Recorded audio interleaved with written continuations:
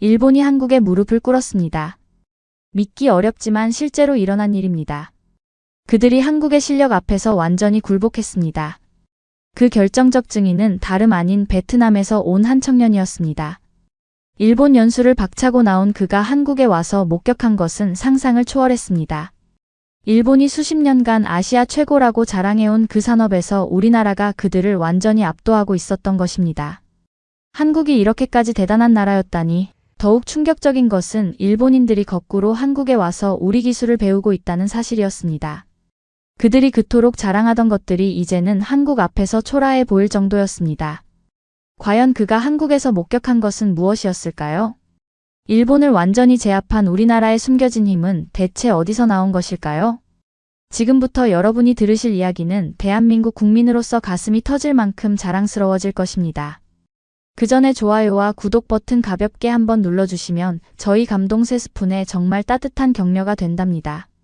그럼 바로 시작하겠습니다. 안녕하세요. 저는 베트남 메콩델타에서 농장을 운영하고 있는 응우옌 반득입니다.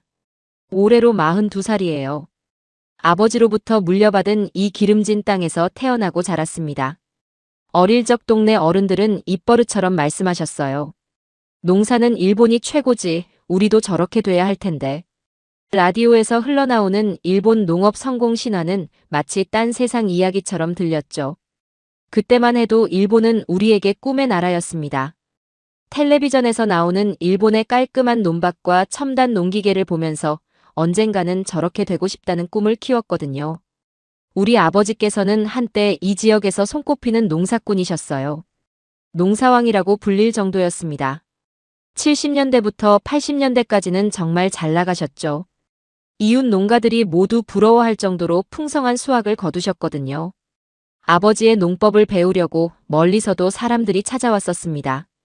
그때는 우리 집이 동네에서 제일 부자였어요. 새 농기계도 제일 먼저 들여놓으셨고 자전거 대신 오토바이도 제일 먼저 사셨거든요. 하지만 세월은 참 무정하죠.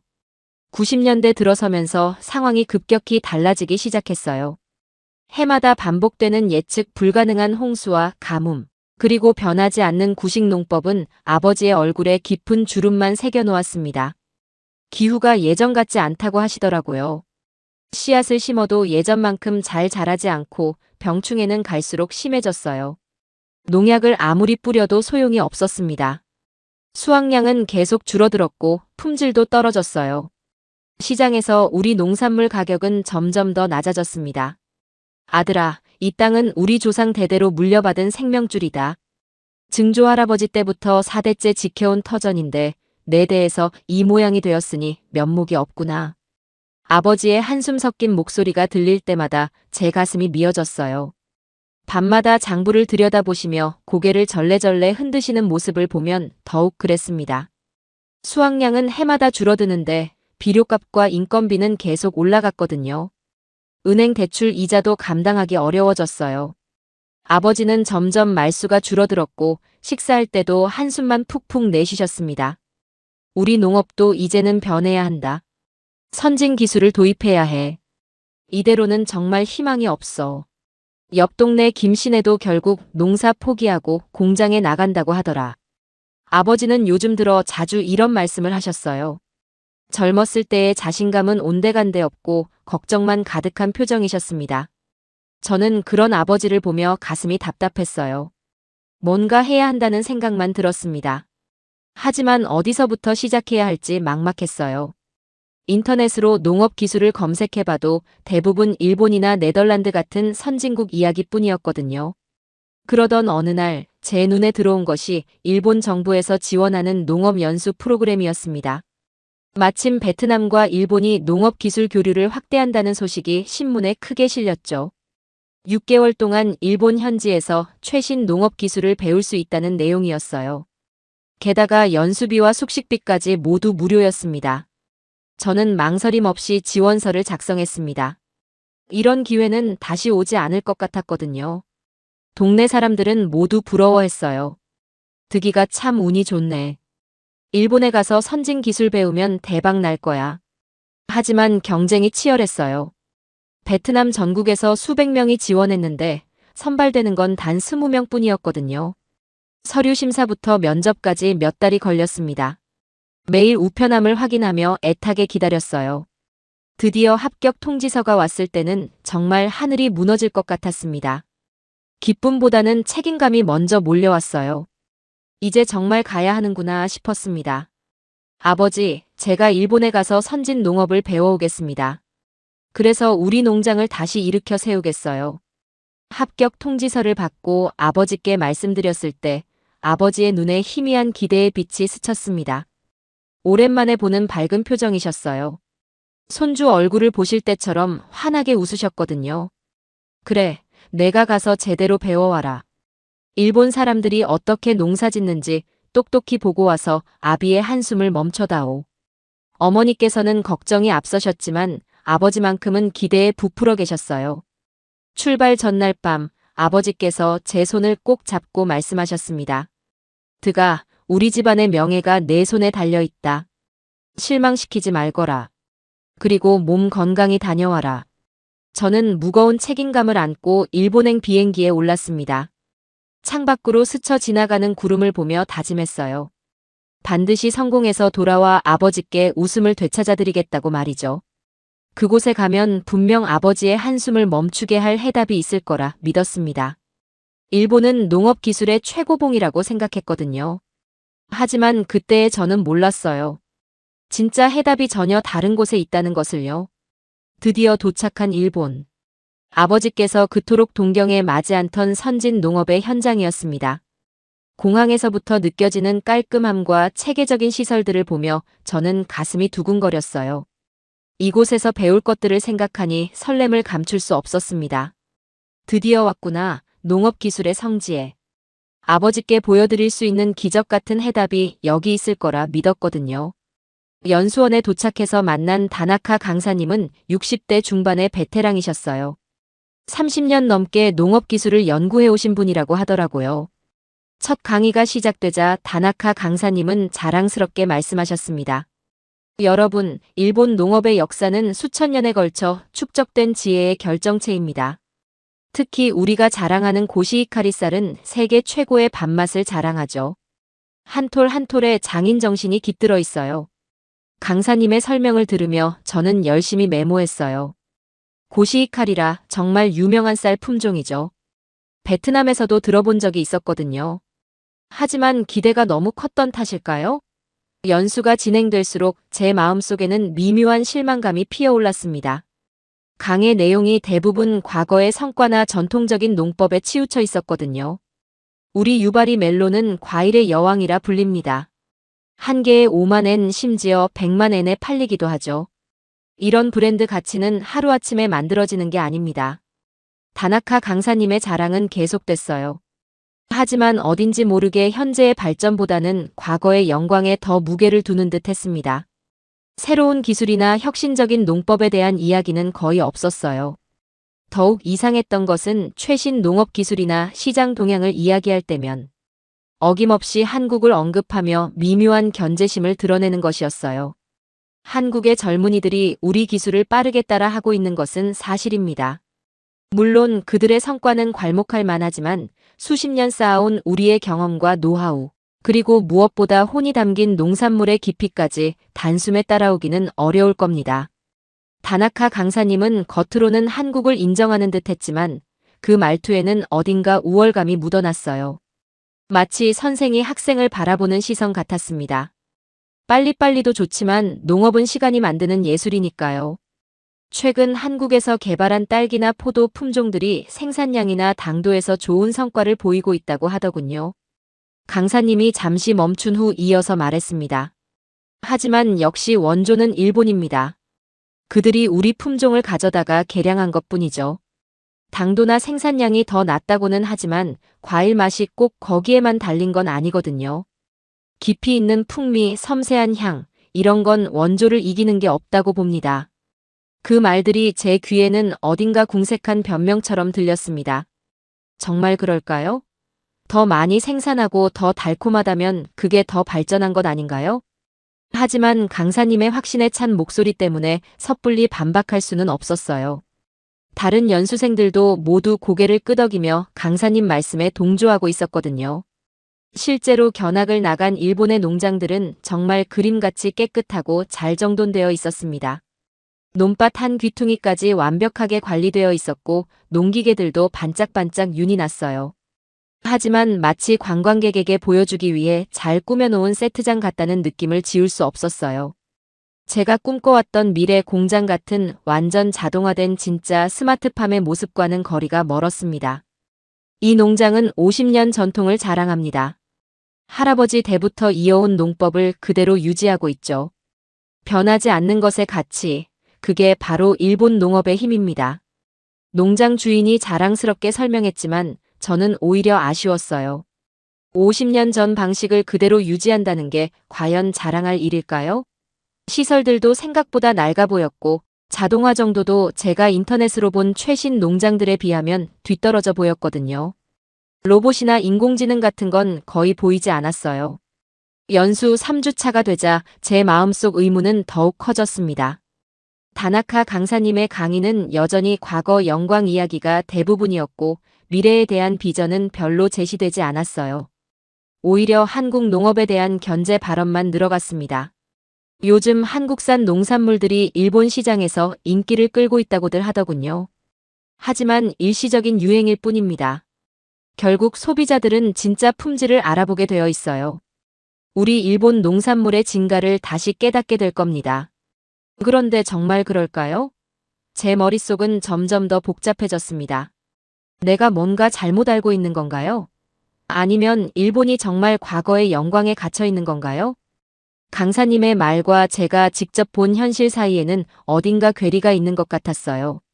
뭔가 석연치 않았습니다. 한국 농업 기술이 빠르게 발전하고 있다지만 결국 우리가 쌓아온 기반 위에서 하는 일이죠. 기술을 빌려 쓰는 것과 진짜 소유하는 것은 다릅니다. 다나카 강사님의 말이 계속 마음에 걸렸어요. 정말 그럴까요? 그때 문득 몇 년 전 한국으로 돈 벌러 간 오랜 친구 쩌니가 떠올랐습니다. 쩌는 한국의 큰 샤인머스켓 농장에서 일하다가 지금은 딸기 스마트팜에서 일하고 있다고 했어요. 혹시 쩌에게 물어보면 진실을 알 수 있을까요? 직접 현장에서 일하는 사람의 이야기를 들어봐야겠어요. 일본 강사님의 그 알 수 없는 자신감과 제가 직접 본 일본 농장의 한계, 제 머릿속은 점점 더 복잡해졌습니다. 내가 뭔가 잘못 알고 있는 건가요? 아니면 일본이 정말 과거의 영광에 갇혀 있는 건가요? 더 이상 참을 수 없었어요. 진실이 궁금했습니다. 직접 현장에서 일하는 쩐에게 물어보기로 마음먹었어요. 저녁 시간이 되자마자 쩐에게 전화를 걸었습니다. 한국도 일본과 같은 시간이니까 지금쯤 퇴근했을 시간이에요. 쩐, 나 득이다. 잘 지내냐? 득. 웬일이야? 내가 먼저 전화하다니. 일본 연수 잘 되고 있어? 쩐의 목소리에서 반가움이 묻어났어요. 하지만 저는 바로 본론으로 들어갔습니다. 다름이 아니라 내가 일하는 한국 농장 정말 그렇게 대단하냐? 여기 일본 와보니까 생각보다 별거 없는 것 같기도 하고 한국 농업 기술이 장난 아니라던데 사실이냐? 제 질문에 쩌는 마치 기다렸다는 듯 흥분된 목소리로 쏟아내기 시작했습니다. 말도 마라. 여긴 완전 다른 세상이야. 내가 지금 일본에 있다고? 아이고, 거긴 이제 한물 갔어. 쩐의 첫 마디부터가 충격이었어요. 일본이 한물 갔다니요? 내가 일하는 딸기 농장은 전부 컴퓨터로 자동 관리되는데 딸기 크기가 내 주먹보다 더 크고 맛도 기가 막혀. 여기 사장님이 그러는데 일본에서 옛날에 우리한테 딸기 기술 가르쳐줬다고 으스댔다면서. 쩐이 웃으며 계속했어요. 근데 이젠 거꾸로 일본에서 우리 농장 기술 배우러 온다니까. 웃기지 않냐? 솔직히 말해서 일본 고급 백화점에 진열된 과일들, 그거 다 한국에서 수입해가는 거라는 소문이 파다하다니까.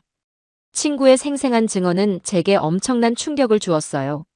하지만 동시에 현실적인 이야기도 들려왔습니다. 물론 여기서 일하는 것도 쉽지는 않아. 한국 사람들 일하는 속도가 보통이 아니거든. 정말 빨리빨리 문화가 몸에 배어 있어. 아침 7시부터 저녁 6시까지 쉴 틈이 없어. 쩐이 잠시 한숨을 쉬었어요. 근데 돈은 엄청 줘.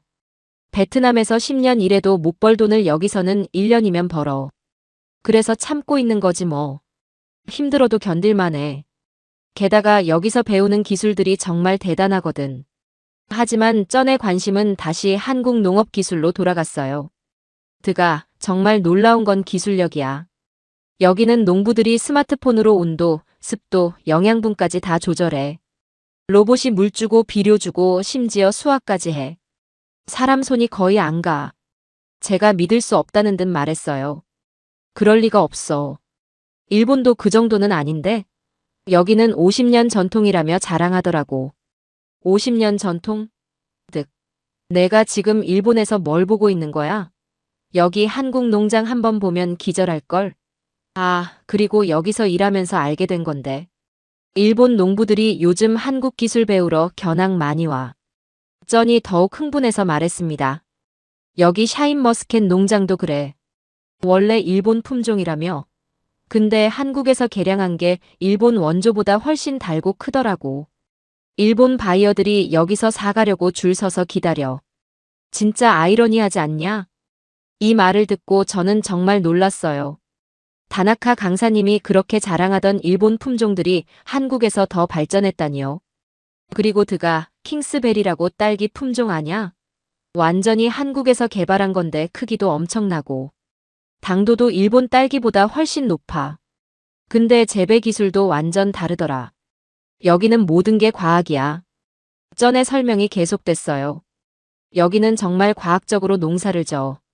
토양 성분까지 매일 체크하고 식물이 스트레스 받는 정도까지 측정해서 관리해. 일본은 경험과 감에 의존하는 부분이 많던데 여기는 모든 게 데이터야. 컴퓨터가 언제 물을 줄지, 언제 영양분을 공급할지 다 계산해서 알려줘. 저는 점점 더 혼란스러워졌어요. 다나카 강사님의 말과 쩐의 증언이 너무 달랐거든요. 쩐아, 정말 확실한 거냐? 일본 강사님은 한국이 일본 기술을 따라 하는 거라고 하는데 원조는 일본이고 한국은 그걸 베낀 거라고 하더라고. 따라 하기는 무슨. 이제는 완전히 추월했어. 아니, 애초에 방향이 다른 것 같아. 일본은 전통을 지키는 데 집중하고 한국은 새로운 걸 계속 만들어내더라고. 혁신이 멈추지 않아. 쩐이 목소리를 낮추며 말했어요. 드가 솔직히 말하면 여기 와서 깨달은 게 하나 있어.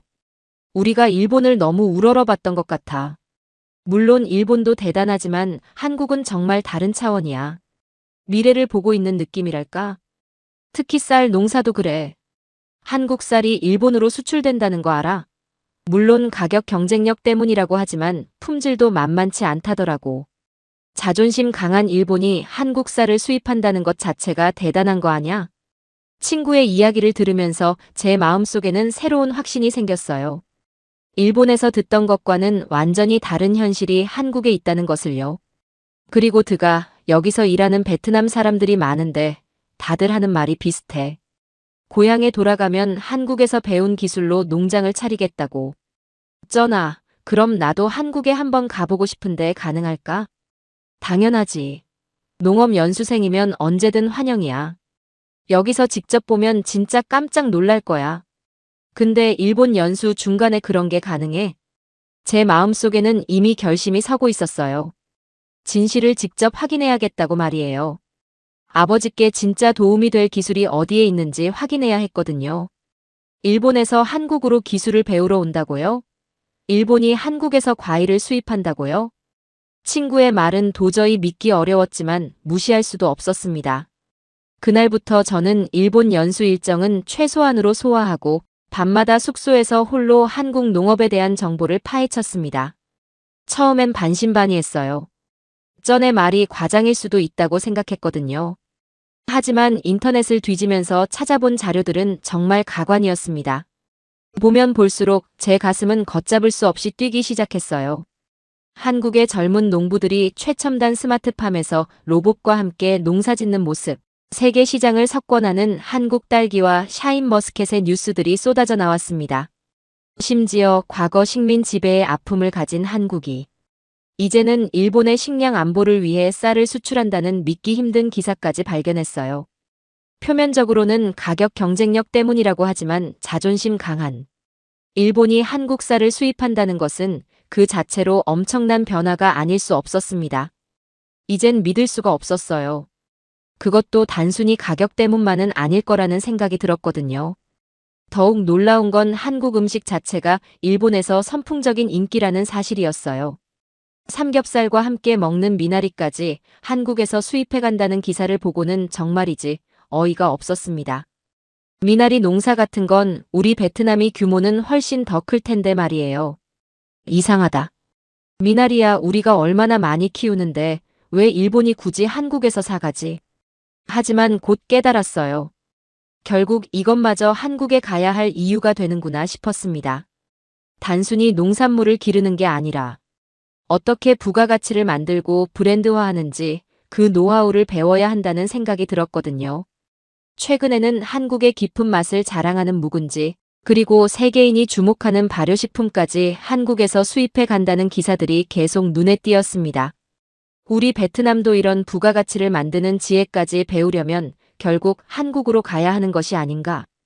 이런 생각에 이르자 더 이상 일본에 머무를 이유가 없다는 확신이 굳어졌습니다. 일본은 빛나는 과거일지 모르지만 한국은 현재 진행형 미래였어요. 다나카 강사님의 강의를 들으면서도 제 마음은 이미 한국으로 향하고 있었습니다. 강사님이 아무리 일본의 전통과 깊이를 강조해도 제 머릿속에는 한국의 역동적인 농업 현장이 그려졌어요. 일본의 와쇼쿠 문화는 수백 년 전통을 자랑하지만 한국의 음식 문화는 전 세계를 사로잡고 있다. 이런 생각이 들면서 제 결심은 더욱 확고해졌습니다. 며칠 밤낮을 고민하고 또 고민했어요. 저를 믿고 이곳 일본까지 보내주신 아버지께는 너무나 죄송했지만 이대로 의미 없는 시간을 보낼 수는 없었습니다. 제가 진정으로 찾아야 할 해답, 제가 꿈꿔왔던 미래 농업은 일본이 아니라 바로 대한민국에 있다는 것을 깨달았거든요. 한국에서 배운 기술과 노하우로 아버지의 농장을 되살릴 수 있을 거라는 확신이 들었어요. 연수 담당자에게 찾아가는 길에 제 가슴은 두근거렸습니다. 이런 결정을 내리는 게 맞는 건지 마지막까지 고민했지만 후회하지 않기로 했어요. 죄송합니다. 하지만 저는 이곳에서 더 이상 우리 베트남 농업의 미래를 찾을 수 없다고 판단했습니다. 저는 지금 바로 한국으로 가야겠습니다. 제 단호한 말에 연수 담당자는 놀랐지만 저의 진심을 막을 수는 없었어요. 하지만 한국으로 가는 길은 생각처럼 쉽지 않았습니다. 당장 한국에 들어갈 수 있는 비자가 없었거든요. 결국 저는 모든 것을 뒤로하고 일단 베트남으로 돌아올 수밖에 없었습니다. 고향으로 향하는 비행기 안에서 저는 계속 생각했어요. 아버지께 어떻게 설명드려야 할지, 어떻게 하면 한국행을 허락받을 수 있을지 말이에요. 고향집에 도착하자마자 아버지께 일본에서의 실망감과 한국으로 가야 하는 이유를 간절히 설명드렸습니다. 하지만 아버지의 반응은 예상했던 대로 냉담했어요. 네 이놈. 지금 제정신이냐? 검증된 일본을 마다하고 갑자기 한국이라니. 당장 그 헛된 생각 집어치우지 못할까? 아버지의 불호령에 집안은 얼음장처럼 차가워졌습니다. 그날 밤 저는 아버지 방문 앞에서 뜬 눈으로 밤을 새우며 무릎을 꿇었어요. 아버지, 제발 한 번만 믿어주십시오. 제가 직접 보고 느낀 것을 아버지께도 보여드리고 싶습니다. 이것만이 우리 농장의 살 길입니다. 제 눈에서는 뜨거운 눈물이 쉴 새 없이 흘러내렸습니다. 밤새 이어진 저의 간절한 호소에 새벽녘이 되어서야 아버지의 굳게 닫혔던 방문이 열렸습니다. 지친 기색의 아버지께서는 깊은 한숨과 함께 어렵게 입을 떼셨어요. 이 아비도 평생 이 땅만 바라보며 살았다. 새로운 것을 받아들이는 것이 두렵지 않다면 거짓말이겠지. 하지만 내 눈빛에서 젊은 날의 내 모습을 보았다. 만약 내 말이 사실이라면 어쩌면 그것이 우리 농장의 마지막 희망일지도 모르겠다. 아버지께서는 잠시 창밖을 바라보시며 말씀을 이어가셨습니다. 메콩델타의 논들이 아침 햇살에 빛나고 있었어요. 내 어미가 밤새 나를 설득하더구나. 내가 일본에서 실망했다는 이야기, 한국에 가서 진짜 선진 농업을 배우고 싶다는 말을 들으니 마음이 흔들렸다. 내 뜻이 정 그렇다면 한번 가보거라. 아버지의 목소리가 잠시 떨렸어요. 대신 실패하고 돌아올 생각은 마라. 이 아비 얼굴에 먹칠할 생각이라면 아예 돌아오지 마라. 하지만 만약 정말 그곳에서 우리가 찾던 해답을 찾는다면 그때는 당당히 돌아와서 이 늙은 아비에게 새로운 희망을 보여다오. 비록 엄한 말씀이셨지만 저는 그 속에 담긴 아버지의 깊은 사랑과 마지막 기대를 느낄 수 있었습니다. 저는 감격의 눈물을 흘렸어요. 어머니께서도 눈시울을 붉히시며 제 등을 토닥여 주셨죠. 드가, 내 아버지 마음 헤아려라. 일본도 포기하고 한국으로 간다니 얼마나 걱정이 크시겠느냐. 하지만 어미는 믿는다. 내가 해낼 거라고. 우리 가문의 자존심을 되찾아줄 거라고. 그 후 며칠 동안 어머니의 도움으로 밤낮 없이 뛰어다닌 끝에 마침내 꿈에 그리던 한국행 비자를 손에 쥘 수 있었습니다. 서류 준비하느라 정말 진이 빠졌습니다. 아들아, 이것 좀 보거라. 아버지께서 오래된 사진첩을 꺼내시며 말씀하셨어요. 이건 내가 7살 때 사진이다. 논에서 모내기 하는 모습을 보며 농사꾼이 되겠다고 하던 내 모습이 생각난다. 그때부터 너는 특별했어. 이제 정말 큰 농사꾼이 되어 돌아오거라. 공항으로 향하는 제 발걸음은 그 어느 때보다 가벼웠지만 동시에 무거운 책임감으로 가슴이 벅차올랐어요. 저 멀리서 말없이 저를 지켜보시는 아버지의 모습을 가슴에 새기며 저는 드디어 한국 농업의 심장부인 대한민국으로 향하는 비행기에 몸을 실었습니다. 아버지, 반드시 성공해서 돌아오겠습니다. 그때는 제 손을 잡고 환하게 웃으실 수 있도록 반드시 해내겠습니다. 제 가슴은 뜨거운 열정으로 불타오르고 있었어요. 인천공항에 도착했을 때의 감동은 지금도 잊을 수 없습니다. 쩐이 마중 나와서 반갑게 맞아주었거든요. 드디어 왔구나. 어서 와, 한국에. 정말 오길 잘했어. 여기서 보는 것들이 내 인생을 바꿀 거야. 쩐의 안내로 한국에서의 첫 숙소에 짐을 풀고 다음 날부터 본격적인 농장 견학이 시작됐습니다. 마침내 도착한 대한민국, 그곳에서 제가 마주한 한국 농업의 실체는 제 상상을 아득히 뛰어넘는 것이었어요. 첫 번째로 방문한 곳은 쩐이 일하고 있는 스마트팜이었습니다. 일본에서 본 것은 그야말로 과거의 유물처럼 느껴질 정도였어요. 끝없이 펼쳐진 유리온실에서는 인공지능과 로봇이 사람의 손길 없이도 작물을 완벽하게 관리하고 있었습니다. 이게 정말 농장이야? 완전히 공장 같은데? 쩐이 웃으며 김 사장님에게 저를 소개했어요. 김 사장님은 40대 중반의 젊은 농업인이었는데 쩐이 제 사연을 설명해 드렸습니다. 사장님, 이 친구가 제가 말씀드린 득입니다. 베트남에서 농장을 경영하는데 일본 연수까지 포기하고 한국으로 온 거예요. 아버지 농장을 살리고 싶어서 정말 간절해합니다. 김 사장님의 표정이 진지해졌어요. 쩐의 통역을 통해 대화가 이어졌습니다. 그렇다면 정말 특별한 각오로 오신 거네요. 쩐의 얼굴을 봐서라도 도와드려야겠습니다. 우리 농장에서 직접 체험해 보시죠. 다만 농장 기밀이 있으니 견학 동의서 정도는 작성해 주셔야 합니다. 김 사장님이 직접 스마트폰 화면을 보여주시며 설명했습니다. 온도 습도는 물론이고 이산화탄소 농도, 영양분 공급량까지 실시간으로 모니터링되고 있었어요. 보세요. 지금 딸기들의 당도가 실시간으로 측정되고 있습니다. 13도 이상 되면 수확 신호가 뜨거든요. 그리고 이 시스템은 날씨까지 예측해서 미리 온실 환경을 조절합니다. 국립농업과학원에서는 수십 년간 한 우물만 판 연구자들의 땀과 최신 유전공학 기술이 결합되어 일본 품종을 뛰어넘는 우수한 국산 품종들이 끊임없이 개발되고 있었습니다. 젊은 한국 농부들은 마치 과학자처럼 데이터를 분석하고 첨단 기술을 자유자재로 다루며 세계 최고 수준의 농산물을 생산해내고 있었어요. 그들의 눈빛에서는 과거 일본 농부들에게서 느꼈던 자부심과는 또 다른 미래를 만들어간다는 확신과 열정이 느껴졌습니다. 득씨, 한번 직접 따보세요. 이게 바로 킹스베리 딸기입니다. 제가 따서 입에 넣은 딸기의 맛은 정말 충격적이었어요. 크기도 제 엄지손가락만 했는데 당도가 어마어마했습니다. 킹스베리 딸기의 크기와 당도, 풍미는 제가 평생 경험해보지 못한 경이로움 그 자체였어요. 이것이야말로 제가 그토록 찾아 헤매던 아버지께 보여드리고 싶었던 미래 농업의 진짜 모습이었습니다. 한국에서의 경험은 단순히 눈에 보이는 기술에만 그치지 않았습니다. 김 사장님의 배려로 며칠간 농장에서 직접 일하며 지낼 수 있게 되었거든요. 그리고 우연히 맛본 미나리 삼겹살은 제게 신선한 충격을 안겨주었습니다. 쩐이 저녁 식사 때 특별히 준비해준 음식이었어요.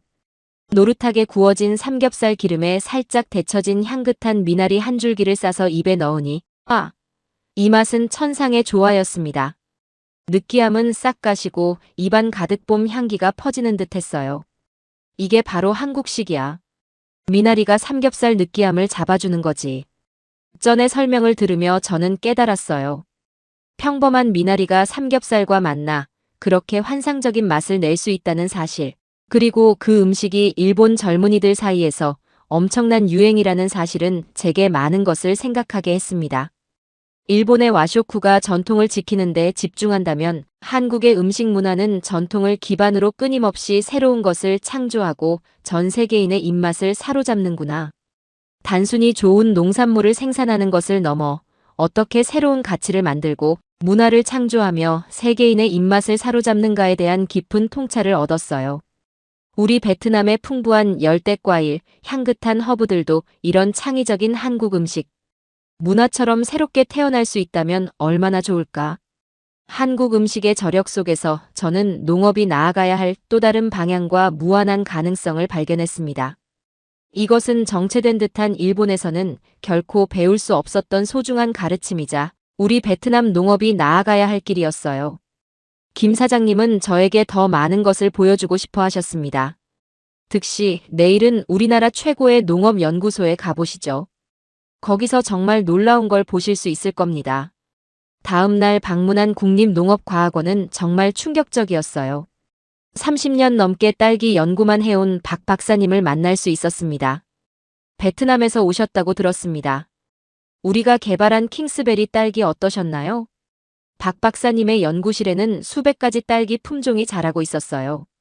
각각 다른 크기, 다른 당도, 다른 향을 가진 딸기들이었습니다.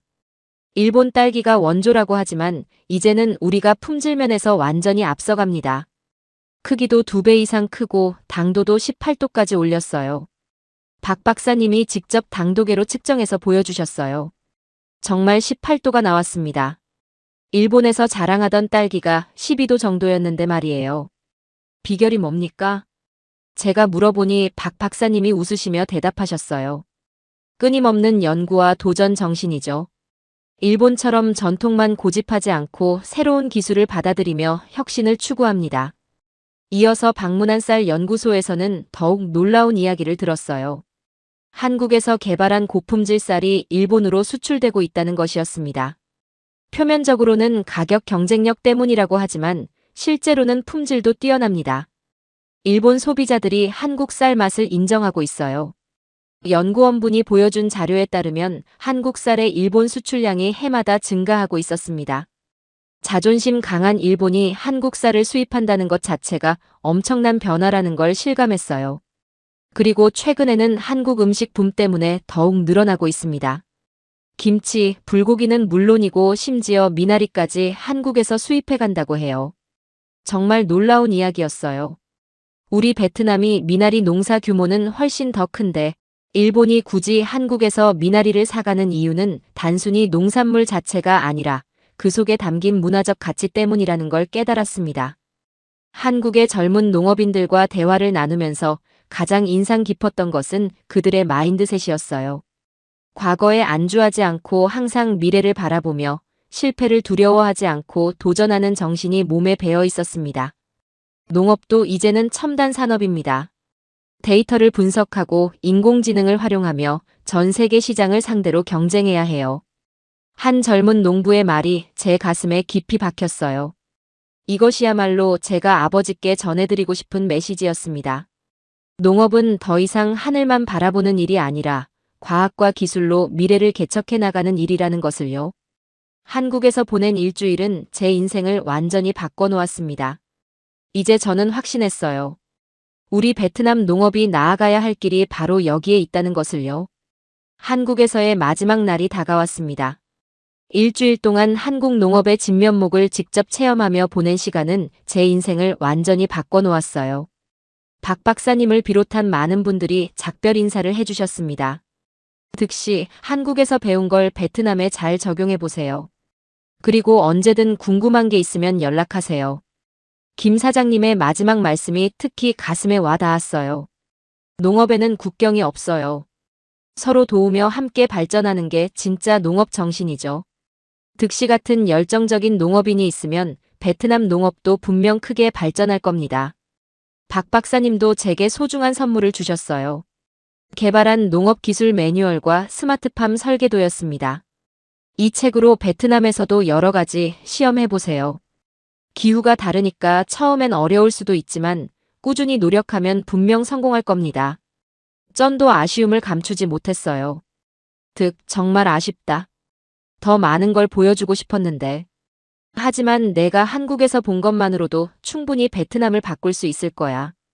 공항으로 향하는 길에서 저는 한국에서 보낸 일주일을 되돌아봤어요. 스마트팜의 놀라운 자동화 시설, 과학적인 데이터 분석, 그리고 무엇보다 한국 농업인들의 혁신적인 마인드셋까지. 모든 것이 제게는 새로운 세상이었습니다. 베트남으로 돌아가는 비행기 안에서 저는 계속 생각했어요. 일본에서 느꼈던 답답함과 한국에서 경험한 희망찬 미래의 대비가 너무나 선명했거든요. 일본은 잘 보존된 과거지만 한국은 지금 이 순간에도 진화하는 미래라는 것을 온몸으로 느꼈어요. 아버지께 어떻게 이 놀라운 경험을 전해드릴까? 어떻게 하면 우리 농장을 한국처럼 만들 수 있을까? 기내에서 저는 한국에서 찍은 사진들을 하나하나 다시 봤어요. 로봇이 딸기를 수확하는 모습, 스마트폰으로 온실을 제어하는 장면, 그리고 엄지손가락만 한 킹스베리 딸기까지. 모든 것이 꿈만 같았습니다. 고향 공항에 도착했을 때 아버지와 어머니께서 나와 계셨어요. 아버지의 얼굴에는 기대와 걱정이 함께 묻어 있었습니다. 아들아, 어떠했느냐? 한국에서 정말 우리가 찾던 해답을 찾았느냐? 저는 아버지의 손을 꼭 잡고 말씀드렸어요. 아버지, 한국에서 정말 놀라운 것들을 봤습니다. 일본과는 완전히 다른 세상이었어요. 농업이 이렇게까지 발전할 수 있구나 싶었습니다. 집으로 가는 길에서 어머니께서 물어보셨어요. 드가, 그래서 우리 농장도 그렇게 만들 수 있겠느냐? 네, 어머니. 물론 하루아침에 되는 건 아니지만 한국에서 배운 기술들을 차근차근 적용하면 분명 가능합니다. 그리고 무엇보다 마음가짐이 중요하다는 걸 깨달았어요. 그날 밤 저는 아버지께 한국에서 본 모든 것들을 자세히 설명드렸어요. 스마트팜의 놀라운 기술, 킹스베리 딸기의 엄청난 크기와 당도, 그리고 한국 쌀이 일본으로 수출되는 믿기 힘든 현실까지 말이에요. 정말이냐? 한국이 그 정도까지 발전했단 말이냐? 아버지의 눈에 희망의 빛이 다시 살아났어요. 오랜만에 보는 밝은 표정이었습니다. 드가, 그럼 우리도 할 수 있겠구나? 네, 아버지. 분명히 할 수 있습니다. 한국 사람들이 해낸 일을 우리가 못할 이유는 없잖아요. 저는 한국에서 가져온 자료들을 아버지께 보여드리며 구체적인 계획을 말씀드렸어요. 우선 작은 시설부터 시작해서 점차 확대해 나가자고 제안했습니다. 아버지, 이제 정말 새로운 시작을 할 수 있을 것 같습니다. 한국에서 배운 기술로 우리 농장을 완전히 바꿔보겠습니다. 아버지께 한국에서의 경험을 모두 말씀드린 후 저는 구체적인 실행 계획을 세우기 시작했습니다. 한국에서 받아온 농업 기술 매뉴얼과 스마트팜 설계 자료들을 펼쳐놓고 아버지와 함께 연구했어요. 드가, 이 기계들이 정말 그렇게 대단하냐? 아버지께서 스마트팜 사진을 보시며 신기해하셨어요. 네, 아버지. 온도와 습도를 자동으로 조절하고 언제 물을 줄지 컴퓨터가 알아서 판단합니다. 사람이 할 일은 수확하는 것뿐이에요. 하지만 현실적인 문제들이 하나둘 나타나기 시작했습니다. 설비 비용이 만만치 않았고 베트남 기후에 맞는 기술 적용도 쉽지 않았어요. 그래도 포기할 수는 없었습니다. 한 달 후 저는 작은 시험용 온실부터 시작하기로 했어요. 동네 사람들은 의구심을 품었습니다. 득이가 무슨 이상한 짓을 하고 있다더라. 한국에 갔다 와서 완전히 변했어. 하지만 저는 신경 쓰지 않았어요. 첫 번째 토마토 재배가 성공하면서 모든 게 바뀌기 시작했거든요. 한국에서 배운 양액 재배 기술을 적용해서 기른 토마토는 크기도 크고 당도도 높았어요. 이게 정말 우리 농장에서 난 토마토냐? 아버지께서 깜짝 놀라셨어요. 시장에서도 반응이 뜨거웠습니다. 다른 토마토보다 2배 비싼 값에 팔렸거든요. 득시 농장 토마토 또 없나요? 상인들이 줄을 서서 주문하기 시작했어요. 이제 동네 사람들의 시선이 달라졌습니다. 득이 농법 좀 가르쳐줘. 나도 그런 온실 하나 만들고 싶은데. 저는 확신했어요. 한국에서 배운 기술이 베트남에서도 충분히 통한다는 것을요. 이제 더 큰 도전을 시작할 때였습니다. 아버지, 이제 또 도전해봅시다. 우리가 한국에서 본 그런 스마트팜까지는 아니더라도요. 아버지의 얼굴에 환한 웃음이 떠올랐어요. 오랜만에 보는 희망찬 표정이었습니다. 저는 이곳에서 배운 모든 지혜와 기술, 그리고 안 되면 되게 하라는 한국인의 불굴의 도전 정신을 가지고 베트남 농업의 새 시대를 열어갈 것입니다. 아버지, 이제 더 이상 혼자 힘겨워하지 마십시오. 제가 아버지의 든든한 동반자가 되어 우리 메콩델타에 한국식 스마트팜을 세우고 우리 손으로 키운 고품질 농산물을 전 세계에 수출하는 꿈을 함께 이루겠습니다. 저는 아버지께 더 큰 비전을 말씀드렸어요. 그리고 언젠가 우리가 도움을 받았던 한국처럼 우리 베트남도 다른 어려움을 겪는 나라의 농민들에게 희망을 나누어 줄 수 있는 그런 날을 만들고 싶습니다. 일본은 잘 보존된 과거지만 한국은 지금 이 순간에도 진화하는 미래였습니다. 그 미래를 이제 우리 베트남에서도 만들어 가겠습니다. 저에게 새로운 눈을 뜨게 해주고 우리 아버지께 웃음을 되찾아줄 희망의 빛을 비춰준 위대한 나라, 대한민국. 진심으로 감사합니다. 까먼. 잊지 않겠습니다. 한국 농업의 기적을. 오늘 이야기를 들으며 마음 한켠이 묵직해지셨을 겁니다. 우리가 얼마나 먼 길을 걸어왔고 또 어디까지 갈 수 있는지를 다시금 생각하게 되니까요. 조용히 흘러온 시간 속에도 우리 손으로 이룬 것들이 분명히 있었고 그것이 지금의 대한민국을 만든 힘이 되었습니다. 지금 이 순간 누군가는 또 다른 내일을 준비하고 있습니다. 그 시작에는 언제나 우리 같은 사람들이 있었고 앞으로도 그럴 것입니다. 함께 걸어온 길, 그리고 앞으로 걸어갈 길 위에 오늘 이 이야기가 작은 빛이 되었길 바랍니다. 오늘도 긴 시간 함께 해주셔서 진심으로 감사드립니다. 더 좋은 이야기로 다시 찾아뵐 수 있도록 구독과 좋아요 눌러주시면 큰 힘이 됩니다. 지금까지 감동세 스푼이었습니다.